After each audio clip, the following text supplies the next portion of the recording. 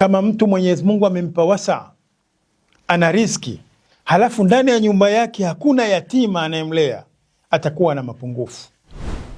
Narudia hapa, kama mtu Mwenyezi Mungu amempa nafasi, amempa riziki, amemfungulia, amempa uwezo, halafu uwezo aliopewa halei yatima hata mmoja, ima ndani ya nyumba yake au la, analea mayatima ambao wapo katika majumba ya watu wengine, pengine yuko kwa bibi yake, yeye anatimiza majukumu ya yatima yote, kumsomesha, kumvisha, matibabu, kila kitu, kiasi cha kwamba yule mtoto hana mapungufu kama mwanawe aliyokuwa ndani ya nyumba. Mtu mwenye uwezo akakosa kufanya hilo, huyu atakuwa na mapungufu, kwa sababu ya mayatima wapo wengi ambao wanahitajia kuangaliwa, wanahitajia kutazamwa, hawana watu wa kuwatazama. Kwa hiyo sisi ambao Mwenyezi Mungu ametufungulia, ametupa riziki, mlango huu tusiufunge, tutengeneze. Na tukiamua kutengeneza sehemu za kulelea mayatima, kama ni nyumba, tutengeneze nyumba ambayo inastahiki kukaa watoto, isiwe wanaishi katika nyumba ambayo pengine haina umeme, mahitaji hamna, wanalazwa kitanda kimoja watoto 10. La, hapo takuwa ni kuwadhalilisha, si kuwalea. Kama vile nyumbani kwako hukubali mwanao alale chini,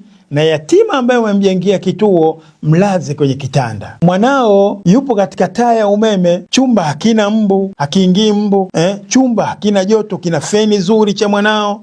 Na yatima unayemlea katika nyumba ulioitengeneza wewe kwa ajili ya kuelea, uweke vitu hivi ili huyu yatima asikie kwamba na mimi naishi kama baba yangu yupo, au ni zaidi ya baba yangu angekuwepo.